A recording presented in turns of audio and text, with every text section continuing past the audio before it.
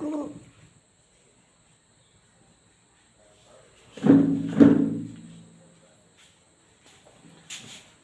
दोस्तों, आज हम जानेंगे नर जनन तंत्र के बारे में।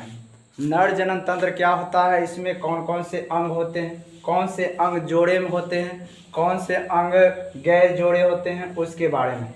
नर जनन के अंगों को विश्लेषण करेंगे आज, बारीकी से एक एक अंग के बारे में जानेंगे। तो सबसे पहले जानते हैं हम, ये जो इस प्रकार से आपको चित्र दिख रहा है, एक डायग्राम दिख रही है, इसी प्रकार के जो होते हैं डायग्राम नर में होते हैं। और नर में जो ये जनन अंग होता है, यह नर में जनन अंग श्रोणी भाग में होती है, श्रोणी भाग में होती है। ये श्रोणी भाग कहाँ होता है, नर में ये श्रोणी भाग कहाँ होता है? तो नर में जो ये कुल मिलाकर के देखा जाए नर या मादा, तो उसमें जो होती है शरीर के 5 भाग होते हैं। ये शीर्ष ऊपर वाले जो होते हैं, गला से ऊपर जो होते हैं, ये शीर्ष भाग होते हैं। और गला से नीचे जो ये गला जो वाला जो होता है, इस भाग को ग्रीवा कहते हैं। और यहाँ से यहाँ के भाग को वक्षीय भाग बोलते हैं। और यहाँ से ये उदर गुहा के भाग को हम क्या बोलते हैं, उदर गुहा बोलते हैं। और इसके नीचे वाले भाग को जो बोलते हैं हम, उसे श्रोणी भाग बोलते हैं, जो गुप्त भाग होता है, जिसको हम क्या बोलते हैं, गुप्त भाग। तो इस भाग को हम क्या बोलते हैं, श्रोणी। और नर जनन तंत्र हो या मादा जनन तंत्र हो, वो क्या होता है, श्रोणी भाग में होते हैं, गुप्तांग होते हैं। तो इस प्रकार से हम जानेंगे आज नर जनन तंत्र के बारे में। नर जनन तंत्र का फिगर इस प्रकार का होता है, ये जो इस प्रकार से दिखाई दे रहा है, इसी को हम क्या बोलते हैं, पेनिस बोलते हैं, सीसन बोलते हैं। हिंदी में से सीसन बोला जाता है, अंग्रेजी में से पेनिस बोला जाता है। इसी मार्ग से क्या होता है, इसी पेनिस से क्या होता है, मूत्र भी बाहर आता है और इससे वीर्य भी बाहर आता है। तो उसके बारे में जानेंगे।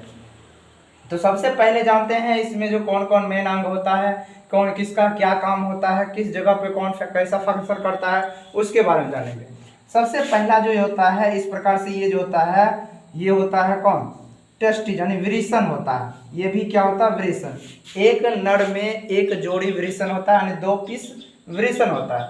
इस वृषण के अंदर ही निर्माण होता है किसका, शुक्राणु का निर्माण होता है।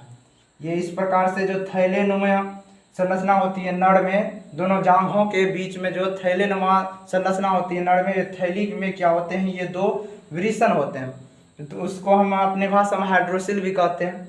तो उसमें क्या होती है, ये वृषण 2 वृषण पाए जाते हैं। उन वृषण में क्या होता है, शुक्राणु का निर्माण होता है। उन वृषण में क्या होता है, शुक्राणु का निर्माण होता है। अब इस वृषण में शुक्राणु कैसे बनते हैं, ये मान लिया जाए ये वृषण है, ये वृषण है। इस वृषण में कई सारे इस प्रकार से नलिकाएं होती है। इन नलिका में शुक्र जनन नलिकाएं होती है। इस शुक्र जनन नलिकाएं में ही क्या होता है, शुक्राणु का निर्माण होता है।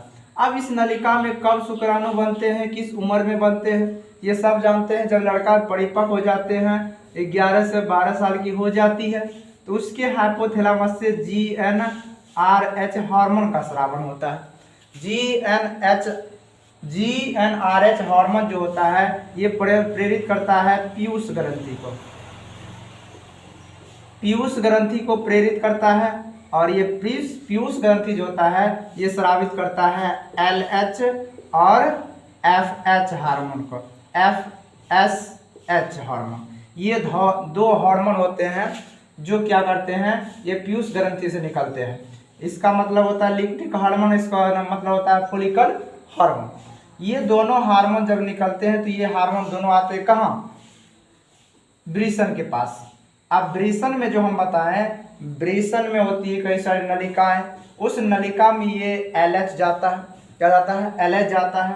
और वह LH जो है, इस प्रकार से मान लिया जाए वृषण के अंदर नलिकाएं, इस प्रकार से नलिकाएं, इस नलिकाएं में कोशिका होती है, जिसका नाम होता है अंतराली कोशिका, अंतराली कोशिका या अंतराली कोशिका, या इसको लेडिक कोशिका बोलते हैं, लेडिक कोशिका के नाम से जाना जाता है। अब यहाँ क्या हुआ, इस कोशिका के पास आता है LH हार्मोन। अब इसको प्रेरित करता है, इन कोशिका को ये प्रेरित करता है। तो इन कोशिका को जब प्रेरित करता है, तो यह भी एक हार्मोन का निर्माण करता है, जिसका नाम होता है टेस्टोस्टेरोन।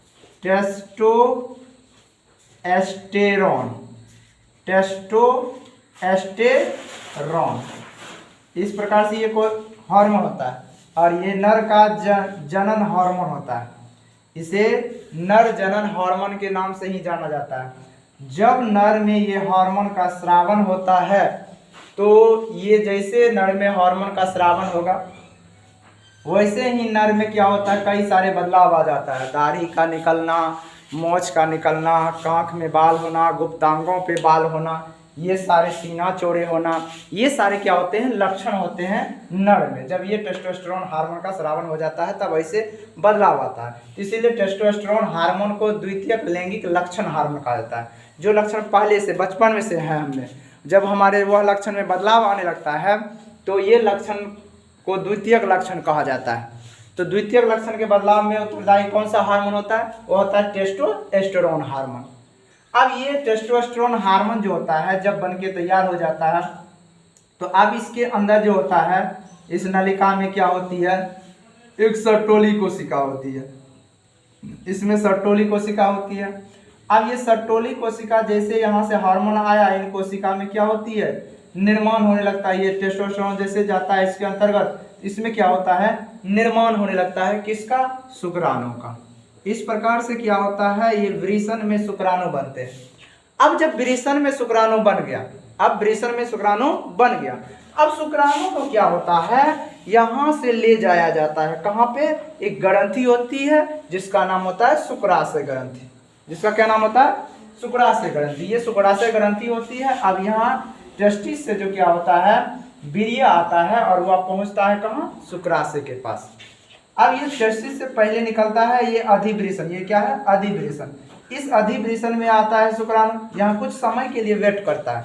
उसके बाद ये यहाँ से क्या होता है, स्खलित हो जाता है और स्खलित होकर इस नलिका के द्वारा, इस नलिका को हम बोलते हैं शुक्रवाहिनी, या अंग्रेजी में इसको बोलता है वास डिफरेंस। अंग्रेजी में क्या बोलता है, वास डिफरेंस। और शुक्राशय को अंग्रेजी बोलता है सेमिनल वेसिकल बोला जाता है। शुक्राशय को अंग्रेजी में सेमिनल वेसिकल बोला जाता है। तो इस प्रकार से क्या होता है, टेस्टिस में जब शुक्राणु बन जाते हैं तब यहाँ से ये शुक्राणु ऊपर की ओर गति करता है। और ऊपर की ओर जब गति करता है तो वह आकर के ये क्या होता है, ये शुक्राशय में, किसमें, ये शुक्राशय में शुक्राणु आ जाता है। और शुक्राशय में जो होता है शुक्राशय में जो होता है तरल पदार्थ होता है, तरल पदार्थ होता है। ये तरल पदार्थ जो होता है वीर्य होते हैं। क्या होते हैं, वीर्य। यानी जैसे हम लोग गाय भैंस में सीमेन डालते हैं, वीर्य का अंग्रेजी सीमेन होता है, वही सीमेन नर में होता है।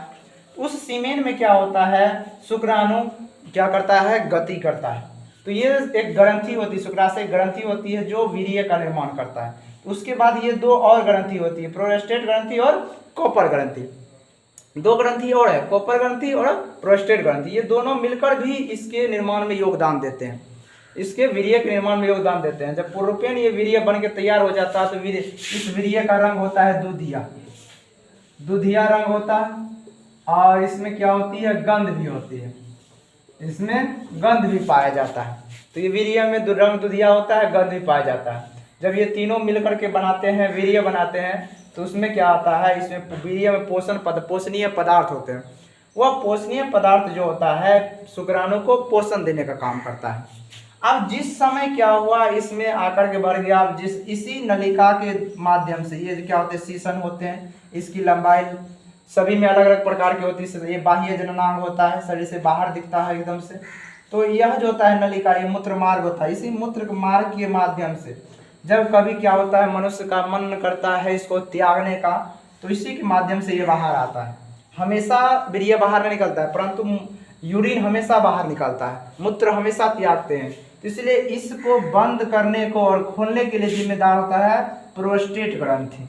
बंद करने और खोलने का जिम्मेदार होता है प्रोस्टेट ग्रंथि। तो ये प्रोस्टेट ग्रंथि ये दरवाजा गेटमैन का काम करता है यहाँ, यानी गेट लगाना और खोलना। जिस समय वीर्य स्रावित होंगे ना, उस समय क्या होता है, मूत्र बाहर नहीं आते हैं, उसके दरवाजे को ये बंद कर देता है। तो अब इसी मार्ग के द्वारा क्या होता है, ये शरीर से बाहर शुक्राणु निकाला जाता है और इसी के माध्यम से शरीर मादा के योनि में इसे प्रवेश कराया जाता है। तो इस प्रकार से शुक्राणु क्या होता है, टेस्टिज में निर्माण होता है। टेस्टिज में जब शुक्राणु बन जाते हैं, यहाँ से इस नलिका के द्वारा ये बाहर आते हैं। बाहर आने के बाद यहाँ शुक्राशय में आते हैं। शुक्राशय में आने के बाद इसमें पोषण मिलता है, कुछ समय के लिए गति करता है। जब मानव में ऐसी मन में धारणा आई जाती है इसको बाहर निकालने को होता है, तो इस प्रकार से क्या करते हैं, इसको बाहर निकालते हैं। इसको बाहर निकालते हैं तो यहाँ से आता है, तो ये गैटमैन का जो काम करता है प्रोस्टेट ग्रंथि, ये क्या करता है, यहाँ से गैट खोलता है और इस माध्यम से निकलता है। वैसे तो ये मार्ग जो होता है अम्लीय होता है, परंतु शुक्राणु अम्लीय वातावरण में जीवित नहीं रह सकता है, इसीलिए कोपर ग्रंथि, ये जो होता है कोपर ग्रंथि, इसका काम होता है इस नलिका को क्षारीय बना देना। इस प्रकार से क्या होता है, नलिका क्षारीय हो जाते हैं और शुक्राणु आसानी से बाहर आ जाते हैं, मरते नहीं। क्योंकि शुक्राणु जो होता है थोड़ा सा भी अम्लीय वातावरण होगा शुक्राणु मर जाएंगे। शुक्राणु का वैसे जीवन काल होता है 24 घंटा, 24 घंटा अगर बाहर में रहे 24 घंटा में वह क्या होता है, उसके बाद हो जाते हैं, मर जाते हैं। तो इस प्रकार से हम देखें क्या मानव में नर जनन तंत्र, तो इस प्रकार से यह स्ट्रक्चर जो दिखा मानव में नर जनन तंत्र का देखा, और सभी अंग जो होते हैं इस प्रकार से उसके अंग है, सभी का अलग अलग काम होता है। ये जो होता है ये बाहर वाले भाग होते हैं, इसी भाग के माध्यम से हम शुक्राणु को मादा के शरीर में प्रवेश कराते हैं, और इसके ऊपरी वाले भाग को यहाँ से यहाँ तक के भाग को शीशन कहते हैं। ये उठा हुआ भाग को शीशन मुंड कहा जाता है। तो इस प्रकार से ये 2 ग्रंथियाँ 3 ग्रंथियाँ होती है, शुक्राशय ग्रंथियाँ, कोपर ग्रंथियाँ, प्रोस्टेट ग्रंथि, ये 3 ग्रंथि अलग अलग होती है और सभी का अलग अलग कार्य होता है। इस प्रकार से हम देखें किसमें, नर में जनन तंत्र, नर के जनन तंत्र कैसा होता है, उसमें कौन कौन से अंग होते हैं, कौन कौन से ग्रंथियाँ होती है, क्या सब काम करता है, इन चीज़ों के बारे में हम लोग जानें। इस प्रकार से आज हम नर जनन तंत्र के बारे में जानेंगे, और आगे इसी प्रकार से वीडियो में बने रहें। वीडियो को जहाँ तक हो सके शेयर करें, सब्सक्राइब करें। आगे हम लोग इसी प्रकार से आगे हम देखते रहेंगे, और कई सारे वीडियो में हम बेहतर से बेहतर तरीक़ा से बताने का कोशिश करेंगे जो भी हम पढ़ाएंगे।